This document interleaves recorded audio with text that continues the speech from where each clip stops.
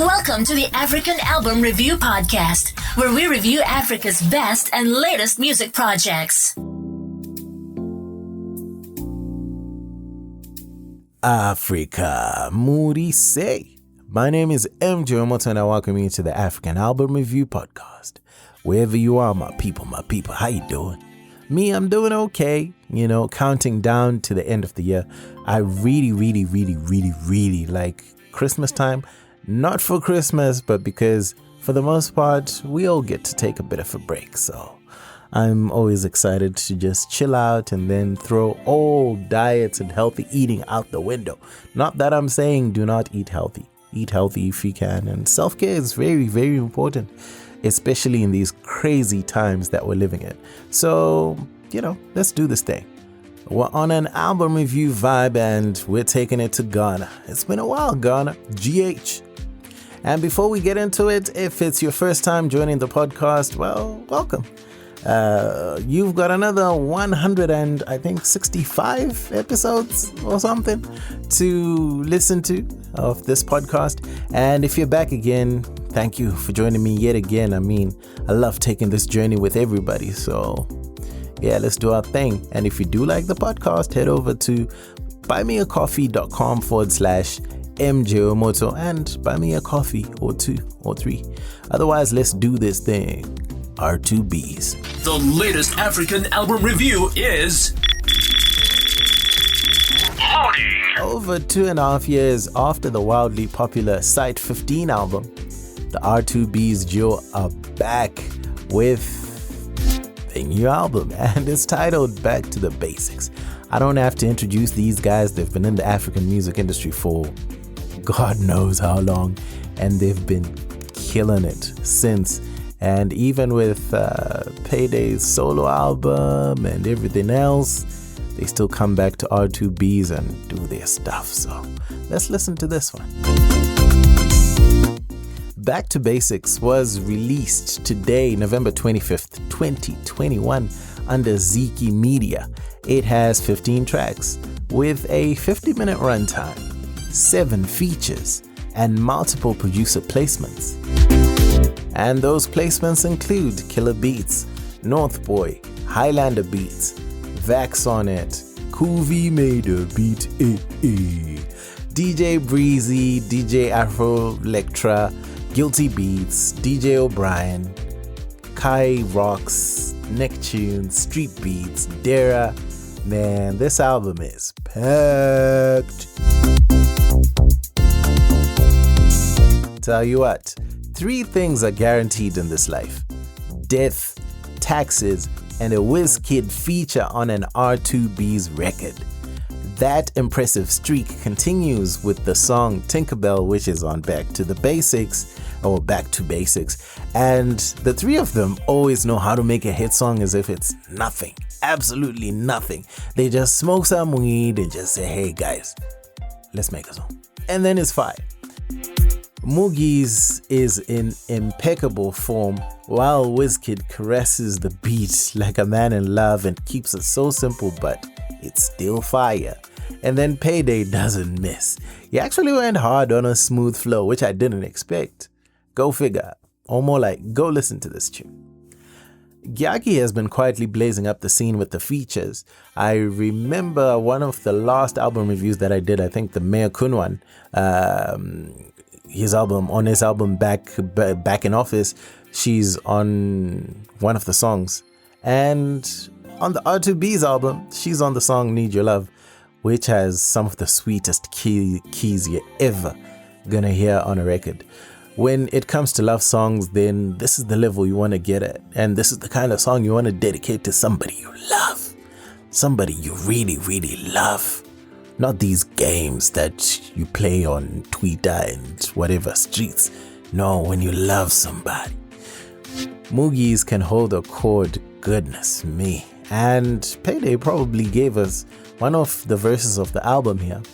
What I like about Payday's flow in general is you gotta listen to it a few times to catch everything. And that's a nice touch because you end up rewinding a lot of songs just to listen again and kind of see where you missed something or whatever. And you marvel at his stuff the whole time. fire. So far, I mean, I've talked about the collabos, but in reality, the songs they carry on their own, such as Promise, Eboso, which was the single that dropped the other week, You're Loving, Get No Day Want, are all something to write home about. Get No Day Want, whatever. Get No Day Want, I think. Yeah, Get No Day Want. Yeah, that's how you say it. Besides having a dope title, it has one of the most memorable beats on the album. So go listen to that one. Be warned about the guitar on Casanova featuring Mr. Easy. That song is on Illegal Substances. That's all I'm gonna say. Fine Wine with King Promise and Joe Boy is crazy as well. Even if it came out a few months back, such a top tune.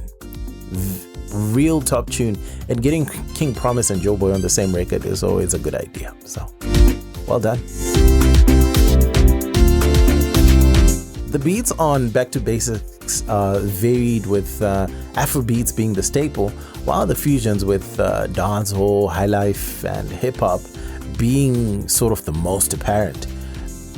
R2Bees even have an Amapiano number on there. Like, who thought that would happen? And that one is called Sure Banker.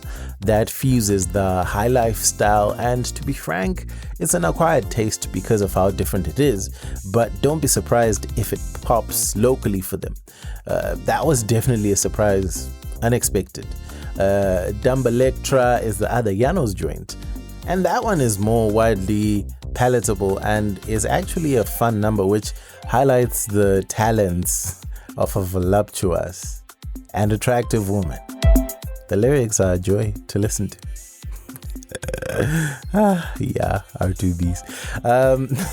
Overall, you'll get the current trend with Afro beats and Afro swing type records with a very, very light snare, which changes the feel of the music even as a slight adjustment. It makes the whole album flow in such an alluring direction and keeps R2Bees up with everybody else who's popping right now. Payday really pushed himself to another level in some songs to do a lot more of the sing rap style that's more Afro, and he pulled it off. There's hardly many rappers that could switch styles as easily as Payday does on Back to Basics. I did occasionally miss the deep voice delivery, which I admit I expected more of on some tracks and didn't get just on a few, but it's all good, right? It's still there, don't worry. It's just 1 or 2 tracks. That's me being an oldie, I guess, but I mean, he does that whole deep voice delivery, the rap one, the slow rap. He does it quite well. Moogies doesn't need many words. He's not exactly a man of many words either, and he is still lethal as a vocalist and finds a way to let that Ghana sauce shine on every damn record. Vocals are top, man. Vocals are top.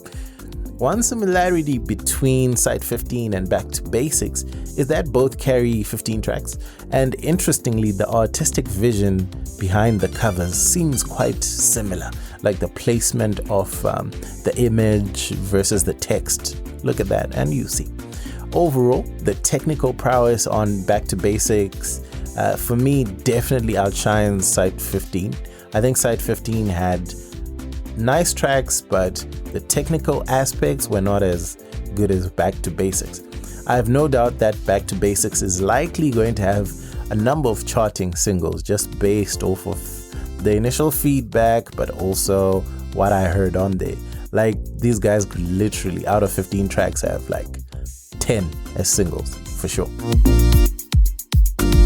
It's very difficult to try and consider the song of the album, as much as it is to narrow down the best songs across the project. For the most part, I think out of 15 tracks, for me, a good 13, 14 are like, I could listen to them on repeat. So that's pretty much almost a no skips album. What Moogies and Payday did here is extremely hard to replicate. They gave us some new aspects of themselves and maintained their authenticity that we have loved them for many years. I cannot hate on it. I highly recommend this album. If you're an R2Bees fan of old, gobble this up real quick. This is a fire album. If you like Afro beats, Afro swing, with a bit of dancehall, if you do like a little bit of high life as well, I think you're gonna like these guys. Like, they just come with something different. And the fact that Moogies and Payday have two different styles and they always make it work, it's worth it. And the features were fire. Go listen to this album. Otherwise, that's it from me. My name is MJ Wemoto, son of Zimbabwe, signing out. This was the African Album Review Podcast. Peace. Nende. Moto Music, the best place to listen to podcasts about African music online.